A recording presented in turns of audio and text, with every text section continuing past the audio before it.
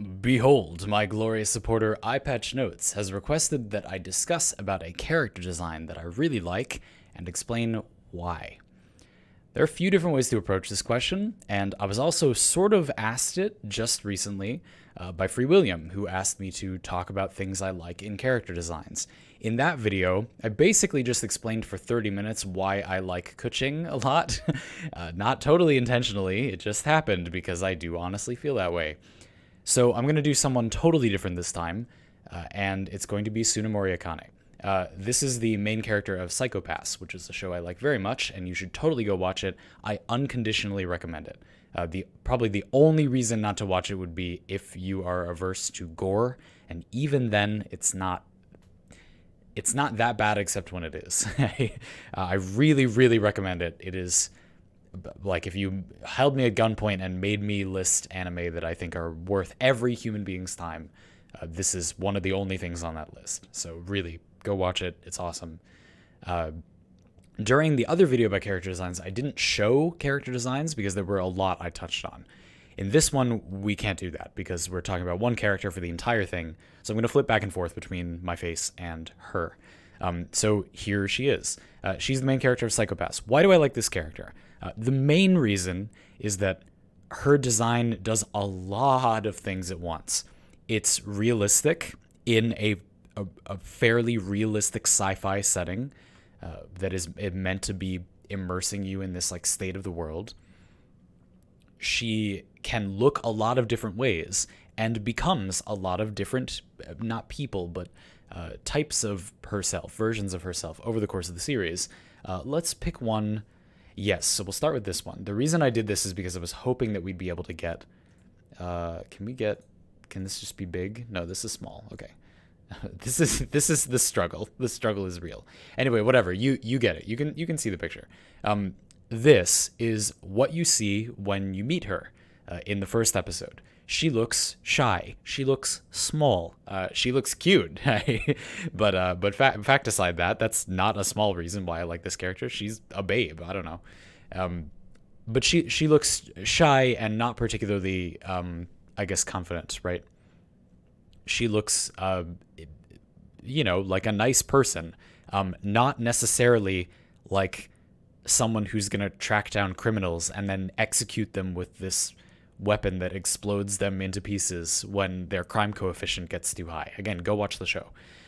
It's not really going to spoil it that much necessarily. I'm going to get into very broad strokes of character development that won't give you any real plot details. And also later parts of the show kind of go off the deep end. So anyway, I really only recommend the first season. I should have said that earlier. Anyway, she's shy, right? This is her first day on the job. And so you see her looking like this. Her haircut, this is like my favorite thing about... Okay, first of all, this is a haircut that people have. It's cute. She has like a slightly modified pixie cut. She has this sort of anime bangs, but what are you going to do?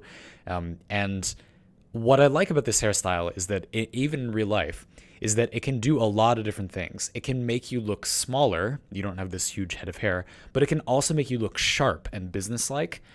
There's this sort of like work aesthetic Akane that we get into a bit more. And it looks professional instead of, shy or not.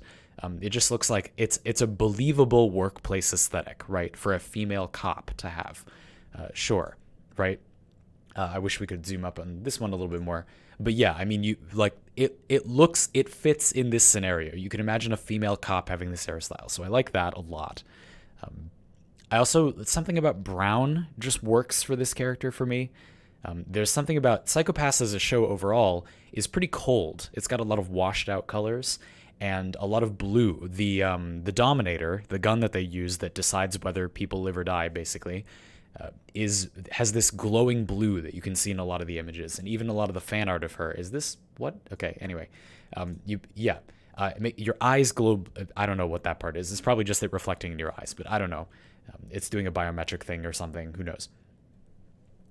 This is a good contrast with the rest of her character. I like that she has this warm brown color to her hair and eyes that contrasts with the cold colors of the Sybil system.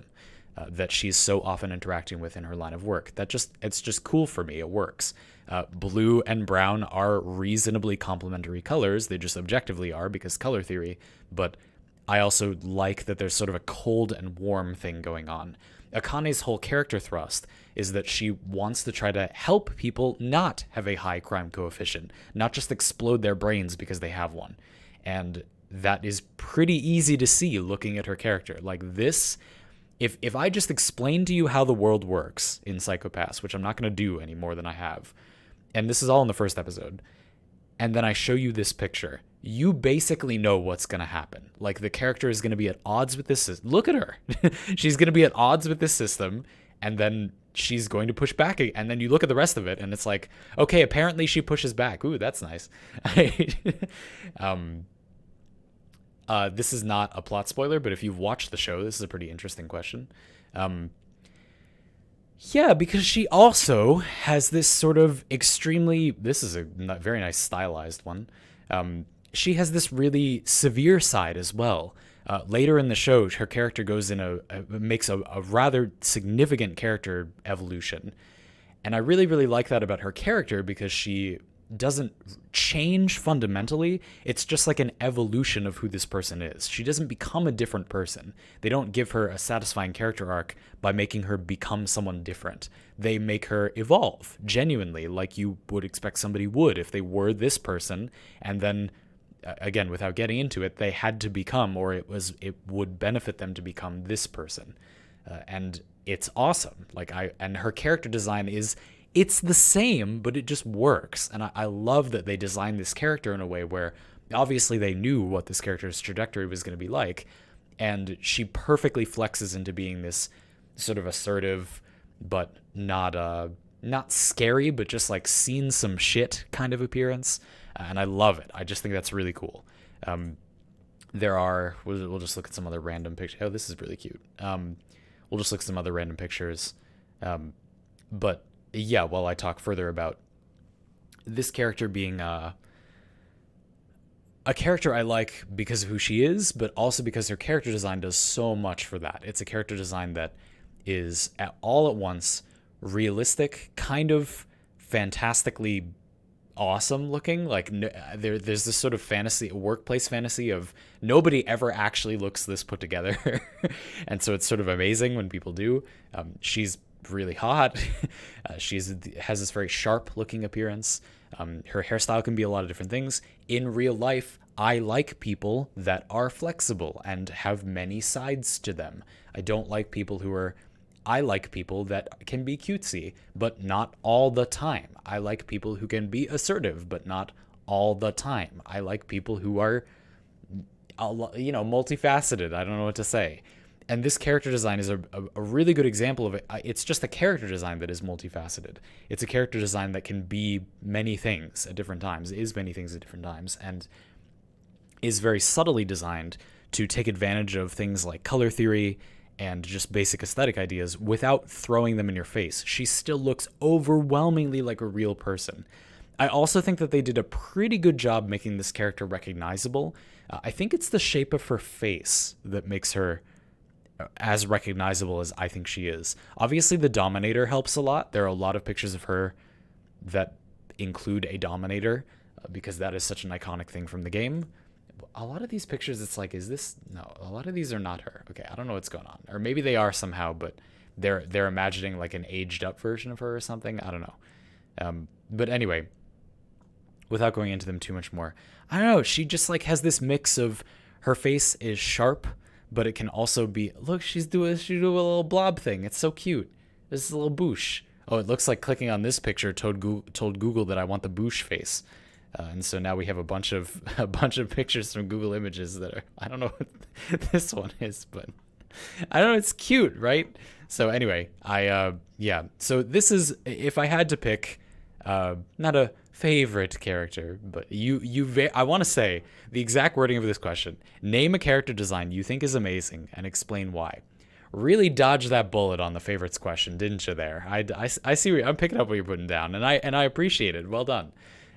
If I had to pick a character design that I really like, that I want to talk about, and I assume that you just listened to 30 minutes of me gushing about kuching, then I would pick Tsunemori Akane. There you go. Thank you for asking. A good opportunity to gush about waifus once more. Really nailing it with these parlays lately, folks. Thanks very much for your support.